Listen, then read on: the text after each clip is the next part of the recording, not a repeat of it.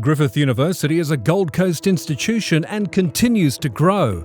Its dynamic urban campus blending seamlessly into the region's world-class attractions.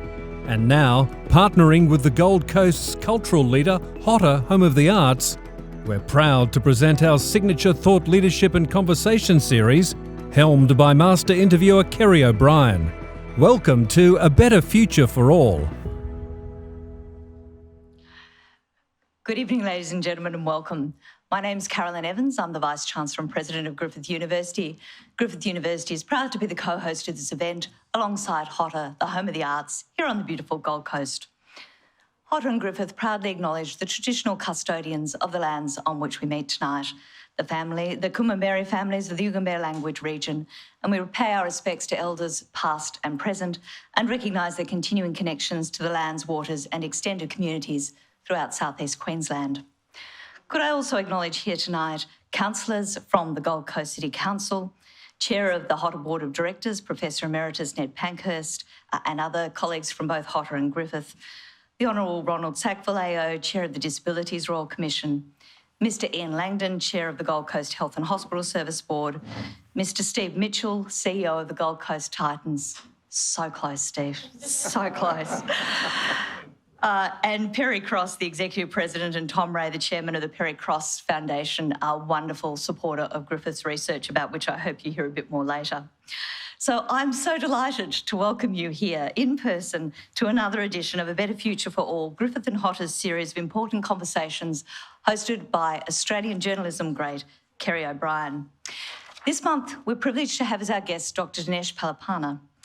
Dinesh is one of those very smart, overachieving people who's qualified as both a lawyer and a doctor. He is a Griffith alumni, having completed his Doctor of Medicine with the university in 2016, and as you'll hear, remains an active and engaged part of the Griffith community. What makes Dinesh's story remarkable is the circumstances surrounding his path to graduation.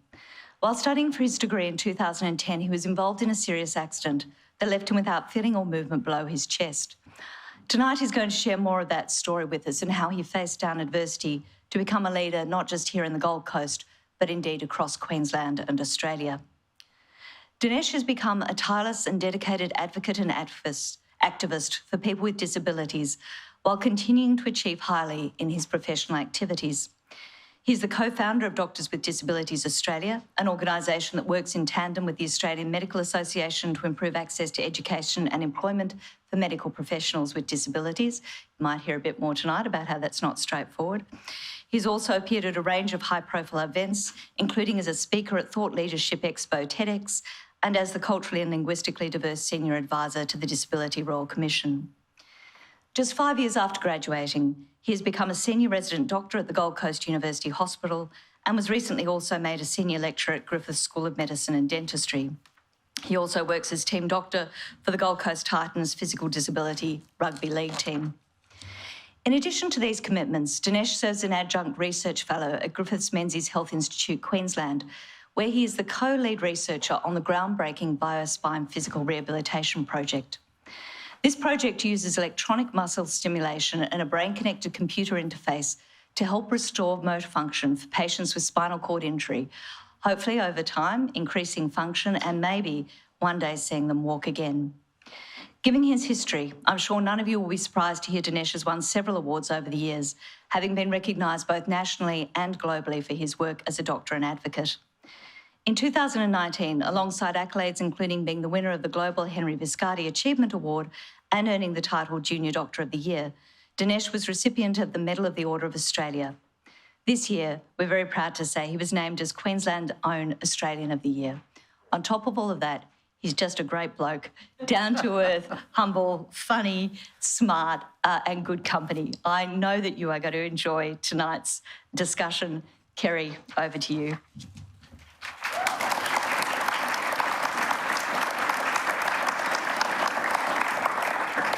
Dinesh, I've wondered more than once what it must be like for a person in full health with the promise of a big future ahead of them and stretching out before them, who suddenly has had that promise snatched from them. Independence becomes dependence. Their whole life crashes around their ears. You'd already graduated in law and were well on the way to becoming a doctor when your car spun out of control on Brisbane's Gateway Bridge. You woke in intensive care in a Brisbane hospital, quadriplegic for life. You felt like you'd been cut off at the chest, you said. And when you tried to sleep, you felt the awful sensation of falling. How long did it take you to find hope? I think in this world, we're so quick to take away hope from people, and I see it in the practice of medicine all the time. But hope is really all you have. Hope is what keeps you going. Hope is what helps you hang on for a better tomorrow, for a better life. Interestingly, that hope came immediately after the accident. I was in the ambulance and there was a doctor who had actually given me a lecture not long before I had the crash. And I was talking to him and I connected with him because I said, "You actually taught me." And he said to me that everything will be okay. He made me feel safe. And he said that I was in good hands. And I knew that he was a capable doctor. But he gave me hope, which was really important. And all these years later, I'm telling you about that. And I think that's a really powerful impact that he's made on me. And I think people don't often remember what you do for them, but they remember how you make them feel. And that's what he taught me about medicine. So I was lucky enough to have someone at that point in time that gave me hope. And there were moments along the way where I just had to renew that hope and keep going. You've said that you couldn't look in a mirror for a long time. What were you avoiding? What didn't you want to see? Well, I'm a pretty vain guy, Kerry. It's, Not much room for vanity at that point. Yeah. I didn't actually realise this or reflect on it until last year when I was called up by the Children's Hospital about a little one who had a spinal cord injury. And I went to visit them, and their mum told me that this little kid just refused to look in the mirror for the longest time. And then I thought back and realised that I didn't look in a mirror for a year or two. Wow. I look in the mirror all the time now. I won't ask you what you see. Yeah, I like it. But I think it's difficult coming to terms with a new physical self. I think it's difficult seeing yourself in a different form, because when you see yourself, you have to accept what life has become and how your life has changed. And I think for a long time, I didn't want to accept that. So it took a while, because looking in the mirror was a reminder to myself about what had happened. Yeah. When you think now about what it took to climb out of the morass that you were in and create a new life, what is it that you think you drew on? You've talked about the doctor, and there would have been other people around you, but inside you, was it the essence of courage? Was it some kind of irrepressible optimism? Was it stubbornness? Was it a combination of all of these things? What was it? I think you draw on different things at different times to keep going. It was hard. When I woke up in the intensive care unit, just coming to terms with what had happened, like I said, I felt like my body was cut off below the chest. I couldn't sleep because I felt like I was falling. I had to ask for drugs all the time just to fall asleep. I couldn't lift my arms, I couldn't talk, sit, breathe, eat. Actually, the hospital ran out of flavoured jelly. So they had the tasteless thickened fluid, which I got really frustrated with. But eventually I could eat, and I got a steak from the pub across the road. But all those things, it was really hard, and small things get to you as well. So at different times, I think you just have to draw on different bits of strength. I remember looking outside the window once after I left the ICU and just not knowing when I would be outside again. And I just remember that feeling because it was such a sinking feeling. I love being outside. All the things you would have associated with being outside, all of the physical things. Exactly. But, and then at a point in time, there was a group of us, four of us in one area in the hospital, and we all had spinal cord injuries. And there was a man who was probably in his 40s or 50s. He had a family. And I remember him so well because his wife used to bring me fresh towels in the morning. And she used to say hello, and we had a chat. He was from North Queensland somewhere. And one afternoon, we were all back in bed after the day's therapies and everything. I had some friends there, and then suddenly some alarms went off, and he died in front of our eyes. And, you know, for those heart-wrenching moments, you just have to draw on whatever strength you have to keep going. Mm. And sometimes you just got to dig deep, and I don't know what it was, but you just either give up or keep going, and I just had to choose to keep going. Even before the accident, when you were a law student, you suffered from depression and agoraphobia. You wouldn't leave your home for weeks at a time. What lifted you out of that condition, and did you ever get to the bottom of what caused it?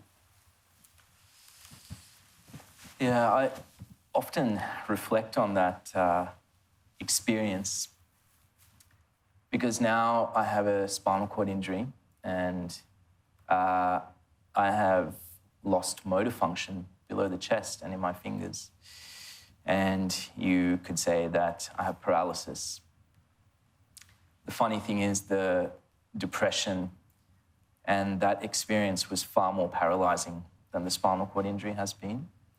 Because like you said, I didn't leave the house. I didn't engage with the community. I lost friends. I couldn't hold down a job. I suffered at university. So all these things became a problem. And I think that's really the significance of mental health issues, which we talk about more and more in society these days. But sometimes I think those things, while there is a biological component to it, it's also a signpost, at least for me, it was to adjust my sails a bit and rethink life. I didn't really have a good reason for a lot of the things I was doing at the time, whether it was law school, some of the friendships that I had, some of the activities that I engaged in.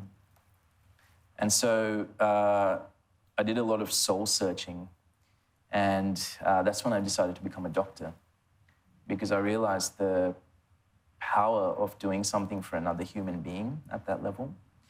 When I started seeing a doctor and I started interacting with the health system, and when I started turning a corner with the depression, my entire world changed.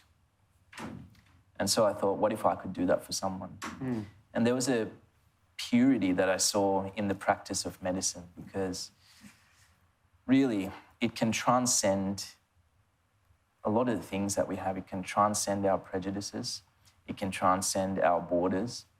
It can transcend all these things, and you can go to someone and do something for them with what you have in your brain. Mm.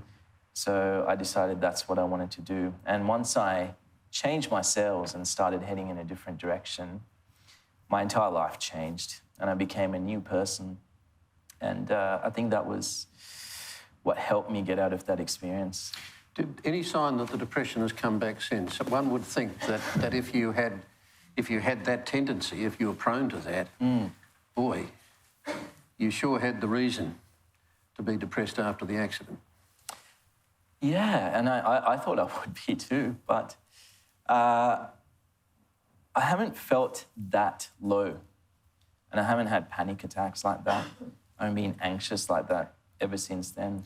I wondered, when we were talking about this, and then we talked about your childhood, your early childhood, growing up in Sri Lanka, which was war-torn. It was an earlier stage of the civil war that was to last for 25 bloody years. There was a communist insurrection that was also brutal in terms of what was going on both sides. And as a young boy, you were witnessing that on the streets of Sri Lanka. Can you talk about that for just a moment? Yeah, absolutely. You know, the funny thing is I've spoken about these experiences before, and I've had some very stern talkings too from people in Sri Lanka about mentioning these experiences, but I think it really happened and it's a part of history, and I think we have to learn from it. But one of the most striking memories that I have, and for a long time I didn't actually think this happened. I thought it was a dream, maybe something I saw on TV, but a few years ago I talked to my mum, because it's something that was just transient, and it came to my head, and it was a memory of me, Mum, and Dad driving down a road. And we saw piles of tyres on the side of the road, and they had smoke coming out of it. They were on fire. And as we got close to them, we realised, or at least I saw, bodies inside. And this was a way that they punished people at the time. They used to burn people in piles of tyres. So I asked Mum this, and she said, yeah, you actually saw that, and we were there. So it was a real memory. And funnily enough, this morning, I was talking to her about it again. I was like, I can't believe that really happened, because it feels like a dream. And then we talked about it a bit more, and she said, I wonder if you remember what you saw after that, after we passed the tyres. And I said, I can't. And she said, well, their bodies were actually beheaded, and their heads were on stakes lined up along the road after the tyres. And where we lived, Mum said that there was a stage, and they used to execute a lot of the young people that were involved in whatever views that they had. So there was a great deal of violence and suffering. Which must have impacted in ways that you will never know, I suspect. Your mother has clearly been the dominant influence and support in your life, the driving force in the family decision to leave Sri Lanka for a safer life in Australia, and in supporting you, particularly since the accident. Tell me about your mother and her part in your recovery. Yeah, I call her the mothership. So she's taught me so much. You know, when I was growing up, she was really the one who drove our move to Australia. She was the one who went around to school. She was the one who taught me how to shave. She's the one who taught me how to drive. Interestingly, in our first driving lesson, I got into the car and we started driving, and she's like, how do you know how to use my car so well? It was because when she went to work, I used to drive it around the block. But she's taught me so much. And over the last few years in particular, she's taught me about strength and courage and persistence and love and patience. So she has really, she's been amazing. But I think she's also shaped my views on gender and some of the conversations that we have in society about that these days. Yeah. In hospital, you also had the support of friends, but one friend in particular who left the words of a poem pinned to the curtain in your room as you lay there somewhere between hope and despair.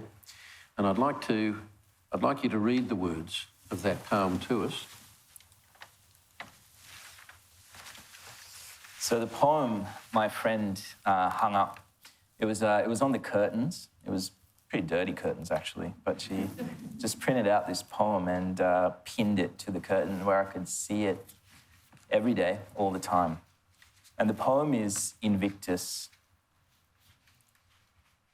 And the poem goes, out of the night that covers me, black as the pit from pole to pole, I thank whatever gods may be for my unconquerable soul.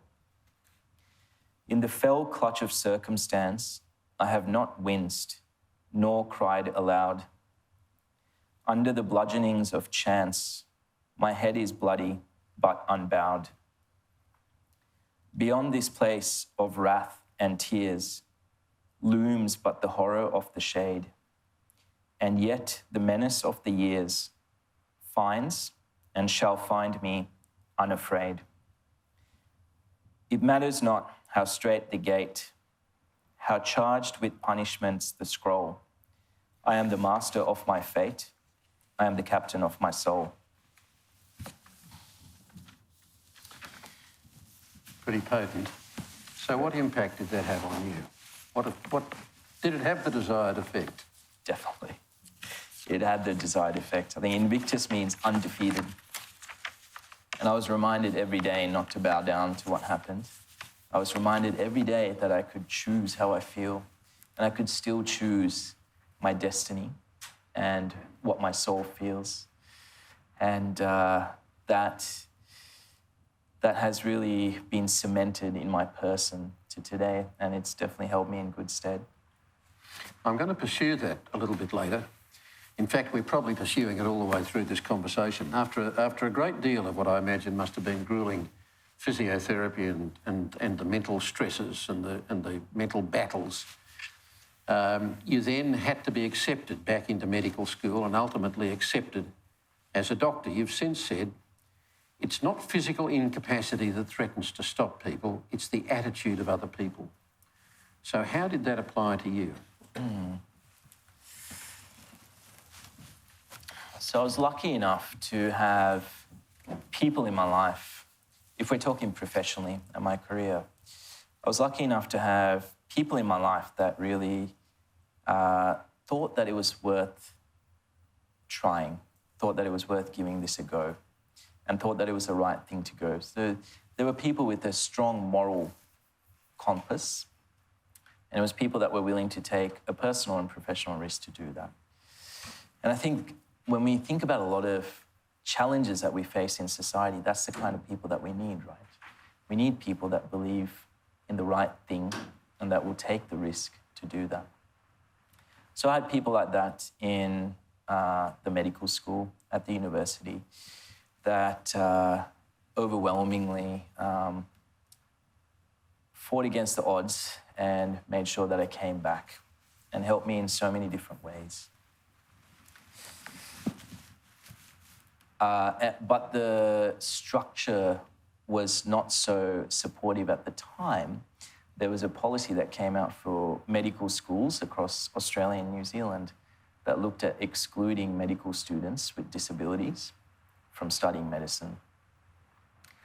And I saw one of the emails circulating by one of that committee members, and it said that this should allow us the legal protection to exclude someone with a disability from studying medicine. Must have that legal protection. Got to have the legal protection. Yeah, those lawyers, right? So that felt like a very, felt like a knife to the heart, actually, because to be discriminated against for something that you cannot change about yourself, it's a deeply hurtful thing. In a very calculating way. In a very calculating way. Yep. But fortunately, I had good people. And because of them, I eventually graduated, but I encountered very different attitudes along the way. Today, I work in the busiest emergency department in the country, and I work under people that have been incredibly accepting of me along the whole way. I remember meeting the very first emergency physician who bought me a cup of tea, met my mum, and she asked me about my life. And she said, "Great, we can't wait to have you, and we'll make it work." And ever since then, I've felt like a part of the family there. When I was struggling to get a job after I graduated, in fact, there's someone in this very room, and some of them offered up their salaries to take money off the table so I could be employed. So there were people that believed in that, and today I work full-time in that department. But then there were competing attitudes as well along the way. So once I came across, I was going to rotate as a junior doctor to a department that was, that is a specialty that is not very physical at all. So the doctors there work at a desk and they use a computer for their work. But the leadership of that department gave me a call one day and they said, look, we just cannot have a person with a spinal cord injury in our department. So if you ever want to work here, you have to work for free or find your own money to do it. And then they said, you cannot tell anyone that I told you this either. So here we are. In other words, I didn't say it. Yeah. So there were attitudes like that along the way. Yeah. There was another, wasn't there, who essentially said also in a private call, we can't have you taking a job from an able-bodied person. Yeah. So this was in my first or second year as a doctor. I had, there was a person who looked after all the junior doctors at the time. And one evening, about 6 or 7 p.m., they gave me a call and they said, I'm just driving, but I thought I'd give you a call to discuss your future. And I said, okay, I mean, it's a bit weird. Never really talked to you much, but... and then we had a chat and he said, look, I think for your future, it's unfair that you take a job away from someone who's able-bodied to do clinical medicine. So you should consider letting other people do that and doing something non-clinical, like research or education or something. But I think you should leave it to someone who doesn't have a disability. Does it jar when, and I know that the terminology around disability is difficult because the term disable is a negative connotation, not able. So when somebody says directly applies able-bodied as the opposite of you, does that jar? The word disabled is a very contentious word in the community. There's a part of the community that says, well, it's not a bad word and you should be able to say disability without any issue and it should be a positive thing. And then there are parts of the community that say it shouldn't. And then there are parts of the community that use terms like differently abled. For example, in Sri Lanka, that's the preferred term, but then in Australia, it's found to be offensive. So there are different words. But I guess in the traditional sense of the word, do I feel disabled? Not really, because 11 years after the accident, I'm sitting on a stage here talking to Kerry O'Brien. So that could be described as a disability.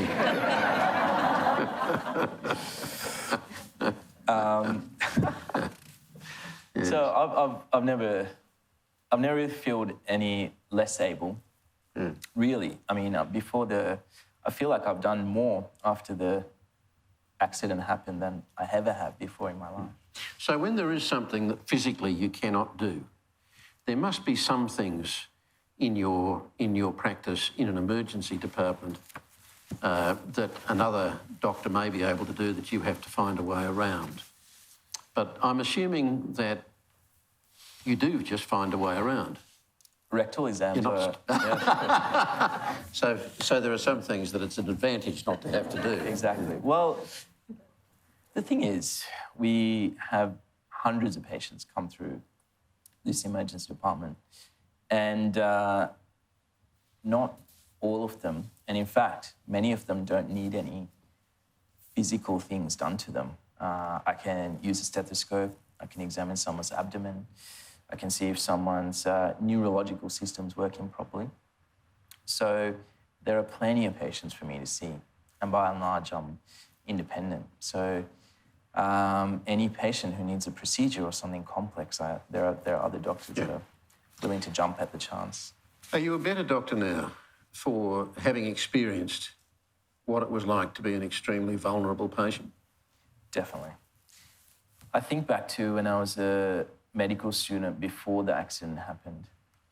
And I think you get into this zone sometimes when you're a junior doctor, where you're just going through it's about the paperwork, it's about the list of jobs that you have to do through the day. And you get into the minutiae of medicine, and you get into you become a part of the machine, and it's easy to forget the patient. But I was the patient. And being the patient is incredibly scary. It's disempowering. I work in the emergency department today, but I will not go to a hospital unless I'm dying. And that's interesting, isn't it? Like there's this place, it's like a pilot saying, I wouldn't want to be a passenger in the plane. But it's because I just remember what it was like. And I just hated it so much. But I think it's different, isn't it, than being a pilot as a passenger, because as a patient, it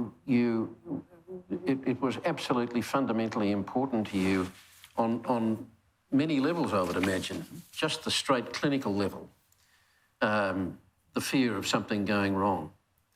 But then at the emotional level, to be treated as a human, to be treated with compassion, to be treated with dignity.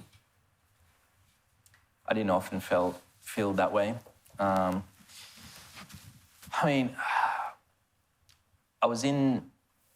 For a period of time, I was in a unit where I was sharing a room with 3 other people. And I think when illness sometimes happens, it's a great equalizer because you get everyone from all walks of life thrown into this one situation. And it was hard because there were some people that were angry, throwing things around at night, threatening to kill me sometimes. And then through the morning, for example, you go to the shower and there's human waste everywhere. There was a lot that was undignified about that experience.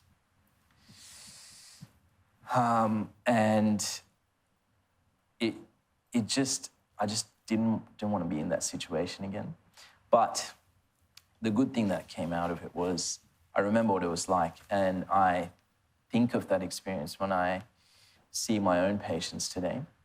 And a lot of the interactions that I've had that have been memorable, and I've read some things that people have written online after seeing me in the emergency department. You know, it's not the medical care itself, it's like the chat that we had, or it's the cup of tea that you can get them. It's those simple things that make someone feel like a human being, that make someone feel dignified and cared for. Those are the powerful things that matter. Hippocrates, he of the Hippocratic Oath, observed that wherever the art of medicine is loved, there is also a love of humanity. Does it surprise you how often empathy can go missing in that relationship between doctor and patient? Absolutely. And I think that's, again, a part of the machinery that becomes medicine.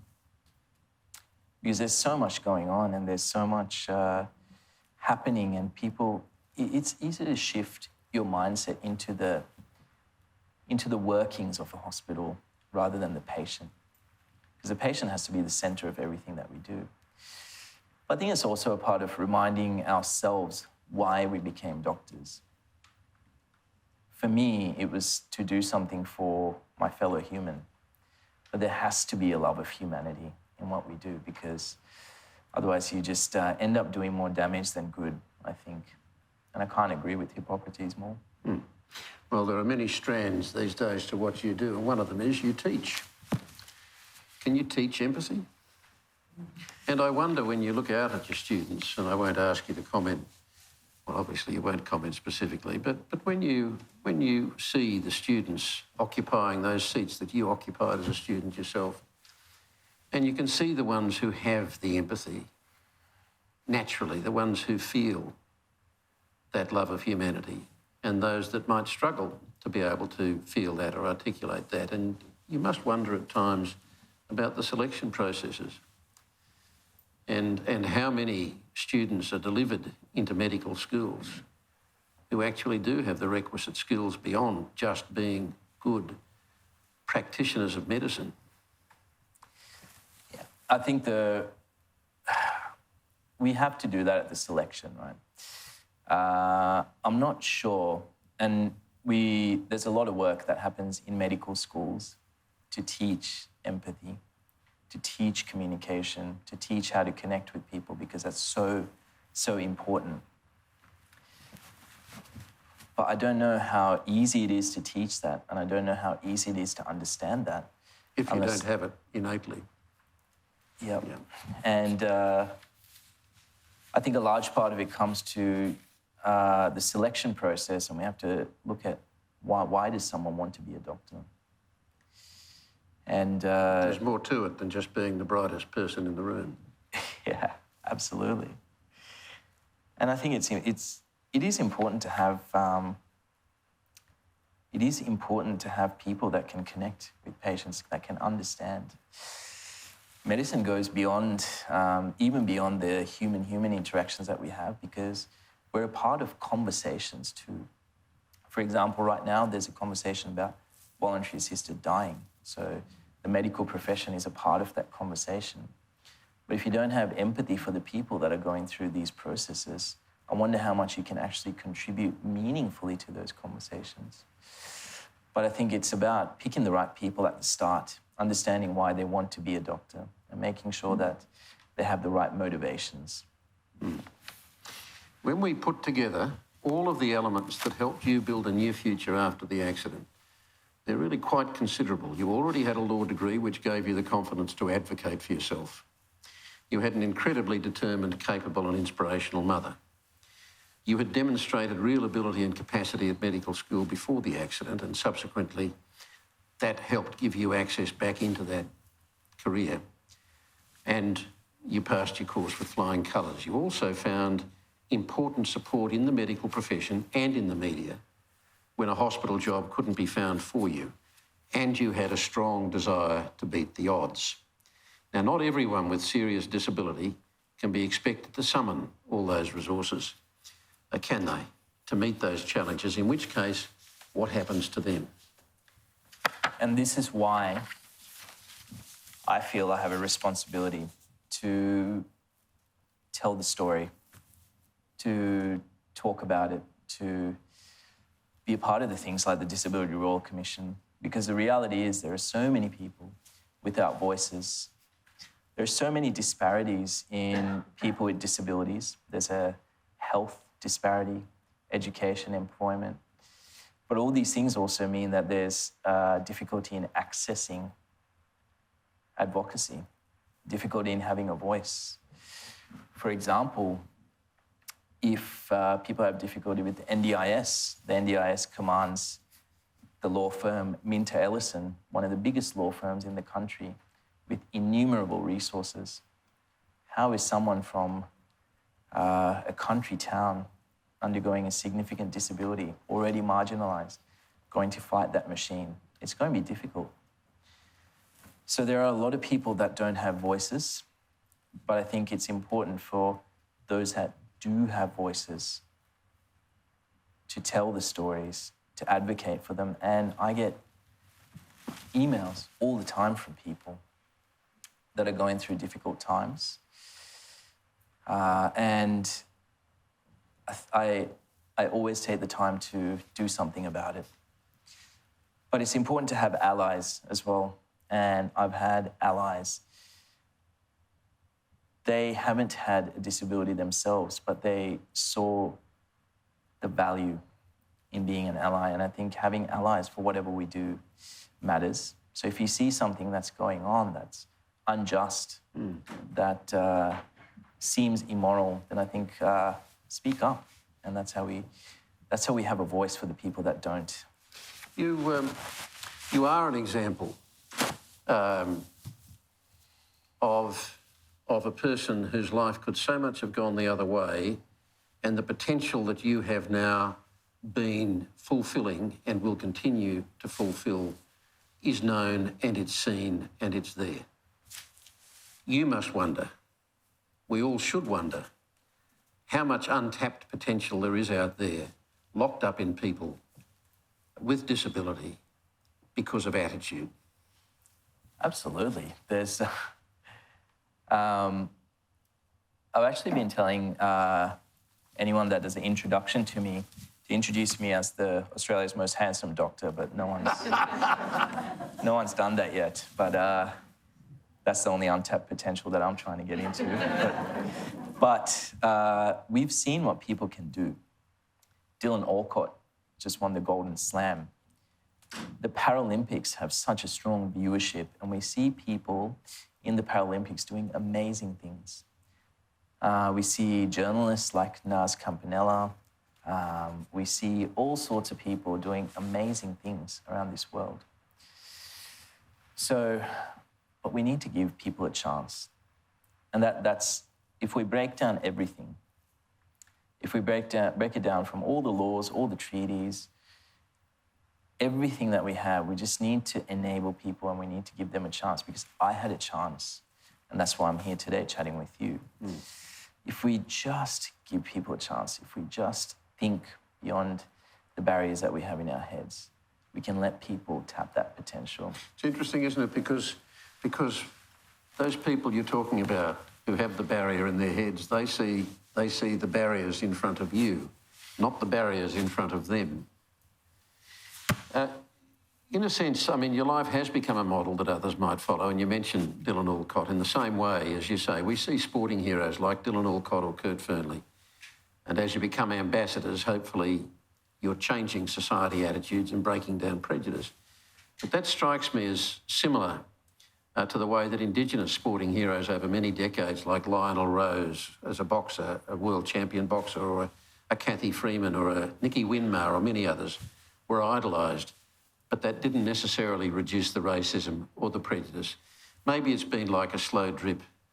But in a way, there's an inference or an implication that the people we're talking, that you're special. You break the mould because you've somehow risen above your disability, or in their case, they've broken out of those negative stereotypes. But the implication is that you're different. You're not the norm.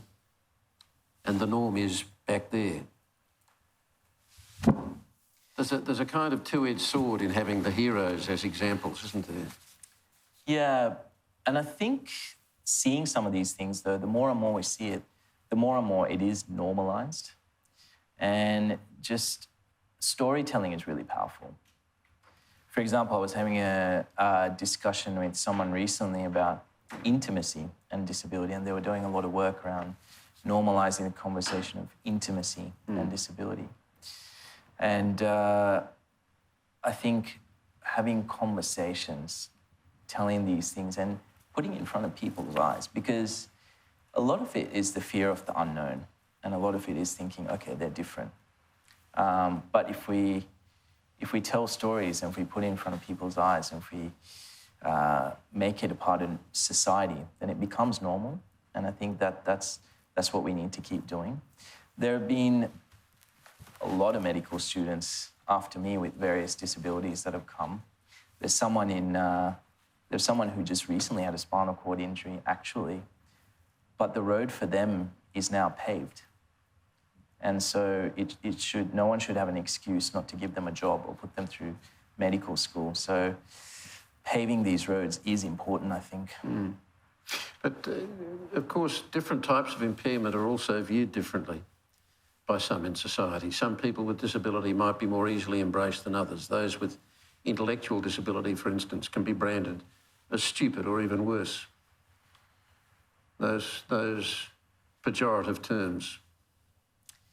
Yeah, and that's tragic. I think the way we do that I think it's a reflection of us in society. And if we're thinking in that way, then it's time for us to take a deep look at ourselves. But you're right, that does happen. And I think that's a reflection on society.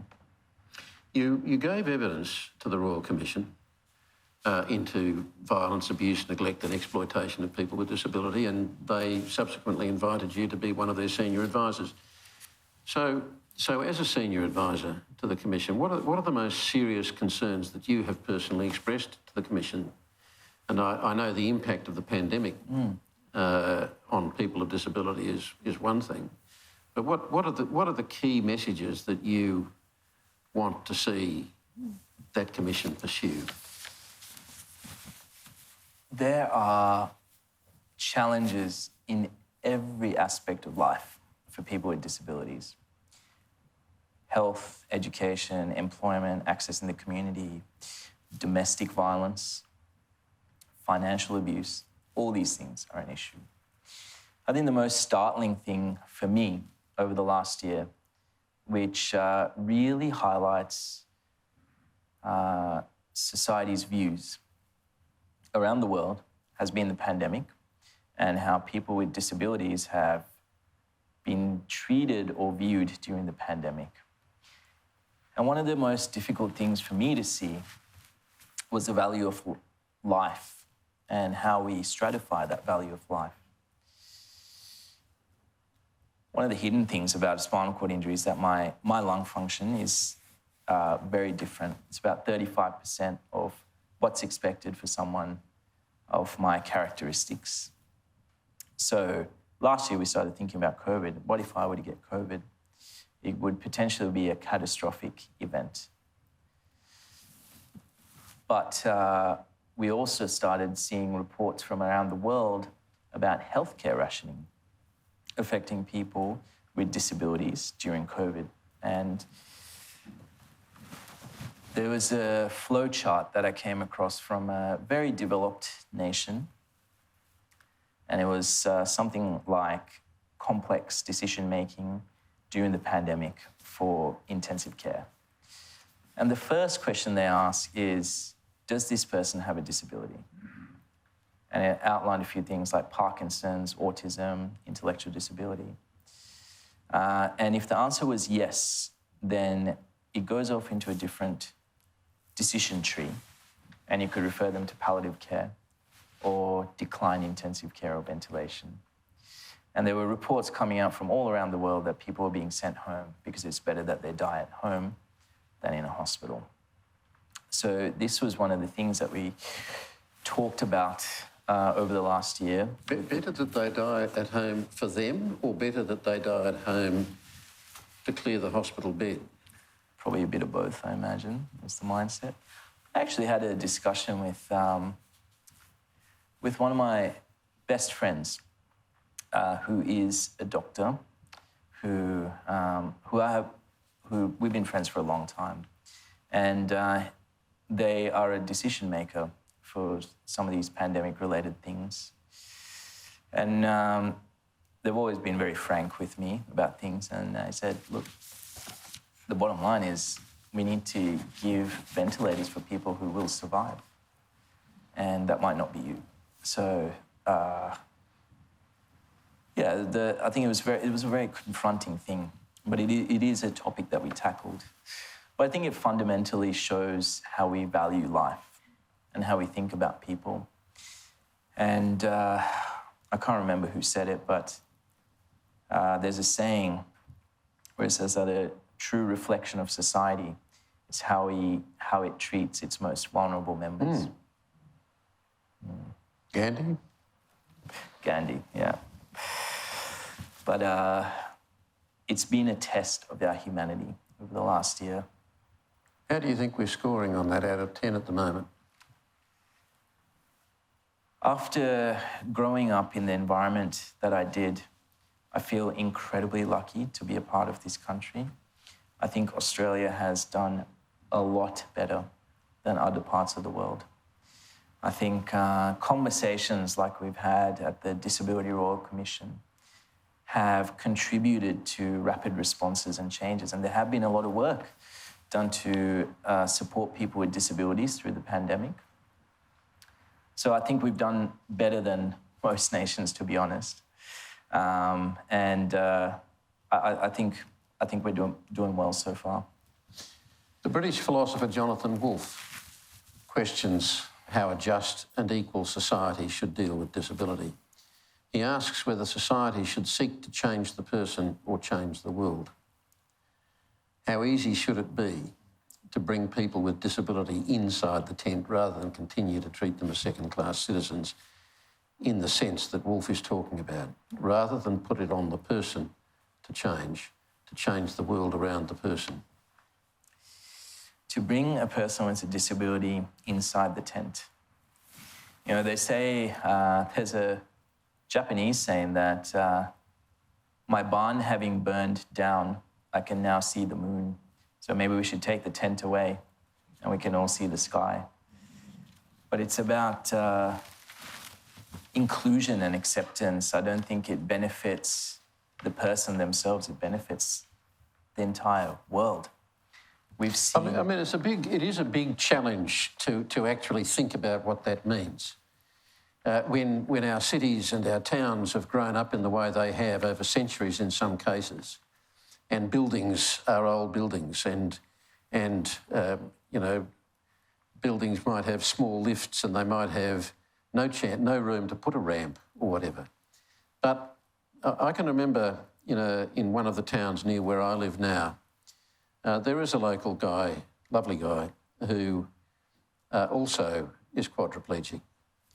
And he also relies on a wheelchair for his access through the town. And I was standing at the top of the street and he was down the bottom of the street. And I was working my way down and I was going to talk to him when I got to him, but he'd disappeared. And I was trying to work out where he'd gone. And so I was looking at all of the shop fronts as I walked down the street. I could tell just by a mere glance whether he would be in any of the shops because most of them he couldn't get into. So there were 2 shops out of about 12 on that street where a person like him could actually access it. There's a great little local general store there where he would be able to get his wheelchair access into the store, but the lanes are so narrow that he'd have a great deal of trouble getting around.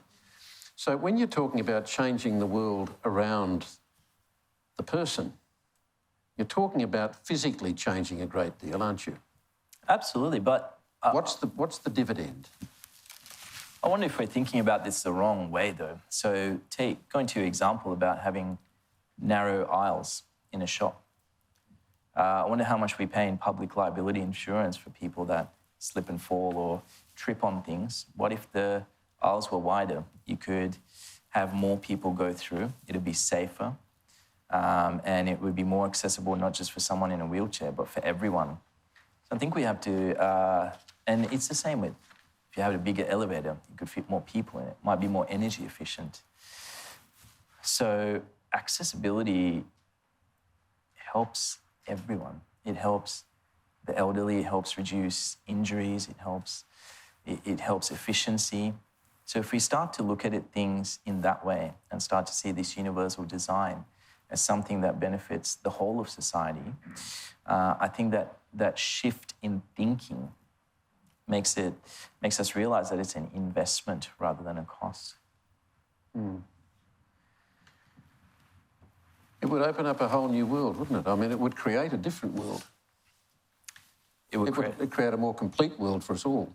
Absolutely. And look, the thing is, it could be any one of us that experiences these things. You know, the amount of people that we see in the emergency department, they wake up one morning and they're going about their life and then they have a stroke. Or we all age, we all get elderly and our physical capacities change. So it could be anyone. And there's a large part of the Australian population that's affected by something like this. Mm.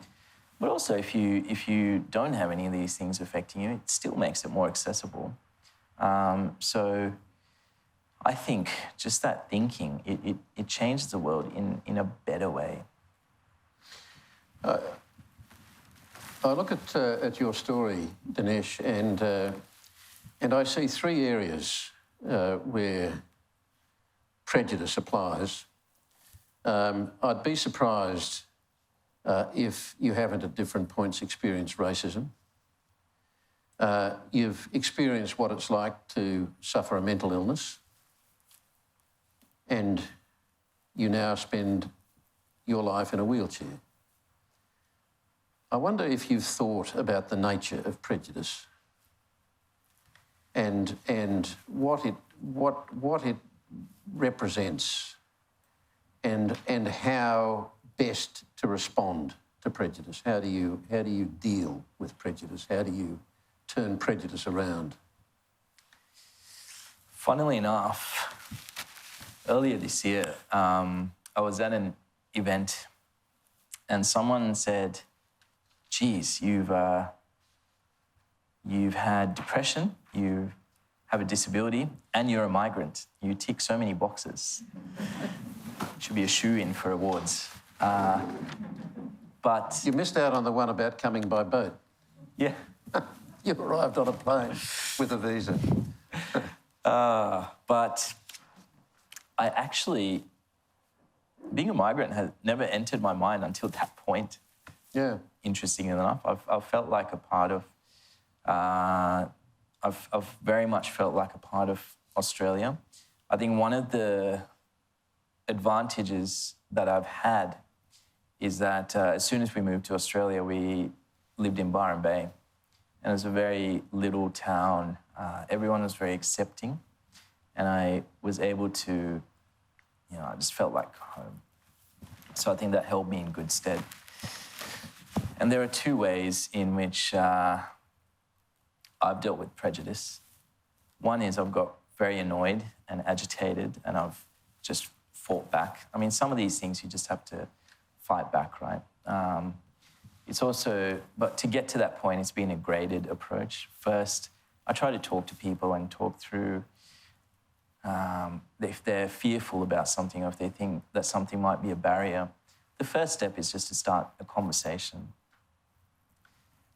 And often through having those conversations and through interacting, people realize that, wait a sec, what I thought wasn't correct at all. One of the big things was, one of the most memorable things for me was when I was in my first year as a doctor. I rotated through a certain department and there was a very senior, terrifying doctor. And I went through this term and at the end of it, we sat down and had a chat. And they said, when I first heard that you were coming to our department, I had so many thoughts. I didn't think that it would work. I was skeptical and I just had all these different ideas. But today, after spending a couple of months with you, my thoughts about what medicine should look like, what a doctor needs to look like, are different. And I'm ashamed that I thought that way. And that conversation just really sticks in my mind. But it's an example, isn't it? Because we all fear things in our heads, but if we face that and if we interact with that and if we talk to that, then it doesn't become a fear at all. So I think just really just engaging and understanding is one of the big steps. But failing all that, I just get angry. I want to spend the time that's left talking about the spinal cord research that you're now heavily involved in. What is the promise of that research? How real is the promise of that research? Well, we talked about hope earlier, and hope is everything. In everything that we do as humanity, we keep going because there's a hope for ourselves, for a better tomorrow, hope for a better life, hope for a better world. And it's the same with spinal cord injury. The moment this happened, I started looking around at all the different bits of research that was happening and thinking about, will I stand up again? Will I walk again? The very last thing I did standing up was to give my mum a hug. So we're going to hug the people that we love. I think that's really important. So I gave my mum a hug and then stepped into the car, and that was it. But I started looking at all this science, and I think what we understand about the brain and spinal cord is so... there's a whole world in there, and there's so much we don't understand. But over the years, there's been some incredible advances, some with stem cells. And the other interesting bit of science that came out was, using electrical stimulation, and also a thought control. Because if you think about rehabilitation, it's a very passive process to date. But using thought control, where we have a headset that can actually read my thoughts, and I do hope you control your thoughts. exactly. Be very embarrassed. But essentially, I have to think about walking, or I have to think about moving my legs. And we have equipment that zaps my legs into action. So that's a very active process of rehabilitation. And we use some drug therapy, not the type from Byron Bay, but other therapeutic stuff. And some of the science around the world has shown, and it's been amazing actually, for the first time in human history, we've seen people start to move again that have been paralyzed for years. So this is what we're doing, and it's really exciting. I am the guinea pig. And I hope to one day, maybe I'll stand on this stage and have another chat with you. That's the hope. And how strongly do you feel, how strongly are you invested in the hope, in the sense that behind the hope there is a possibility, that you actually do see a possibility? It's the big, big dream. It's the big dream. In my first year of medical school, I went to a lecture by Graham Clark, who was the inventor of the cochlear implant. And he talked about his journey. He was a surgeon that had a practice and a family, but he made a lot of sacrifices early on because he believed and he wanted people to hear again. So he gave up financial security, and there was a period of time somewhere along that journey where he was collecting money with a tin on the street, I think some people were. And the technology wasn't there, and it was decades ago. But he kept persisting, and he kept this dream alive, and he kept at it. And today, people can enjoy the cochlear implant and hear again. So I think we have to dream big, and we have to persist, and we have to keep going. There are so many dreamers around the world. We've had people like Bill Gates and Elon Musk and all these people that have changed how our society is. So I have a big dream too, and I am confident. And of course, research is a mixed story in Australia too. Medical research, I've had some insight to medical research and the extent to which those people with those dreams have to go so often cap in hand, and how the researchers working in so many parts of the medical science field are working from 3 month to 3 month, not knowing whether they're going to be able to finish their project because the money might run out. That is such a depressing story when you hear it and when you see it in a country that has such wealth. Yeah, I have 3 thoughts about that. With our own research, I've been lucky enough to have a team that are very passionate. They have been friends. They're so invested in this work, and we do it. We have fun. There's a love for it, or we do it, and that makes a difference. So that helps us overcome some of these barriers that we face. Secondly, I think there's an attitude that Australia can't. When I first started talking to a very prominent doctor about this research, he said, we just can't do that in this country. We need to look to the US or UK. And I was really dejected. I remember that conversation. I thought, this is so This country has produced amazing things across so many fields. Exactly. But we need to start believing that, and we need to know that we are capable. We're well-resourced. We're an economic powerhouse. We have so much science and capability in this nation to do everything. We can change the world. So we need to start believing that. And thirdly, we need to look at new economies. And this is what research is about. If we start creating these technologies in our home, it provides us an economic future as well. And I think these are the reflections that I have on research, but we have the capability to do that. Dinesh, this has been a wonderful conversation. Thank you very much. Thanks for having me.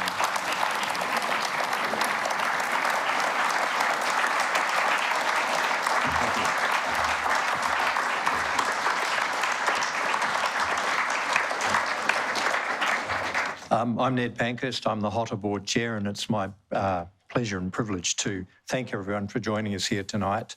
On behalf of HOTA Home of the Arts and Griffith University, I'd like to express my thanks both to Kerry and Dinesh. I think we expected that Dinesh's story would be one of courage, optimism, determination and achievement, and we weren't disappointed. But I think the thing that impresses me on the occasions where I've had the privilege to meet Dinesh is his essential warmth and the generosity of spirit with which he expresses those sentiments. Excuse me. That was on display tonight, and it's expressed in all the things that he does for other people. Dinesh, it's been a privilege to listen to the conversation. And to Kerry, thank you again for your skill, intellect and humanity that you bring to these events. We're absolutely delighted to have been able to share this with you tonight. So please join me again in thanking Dinesh and Kerry.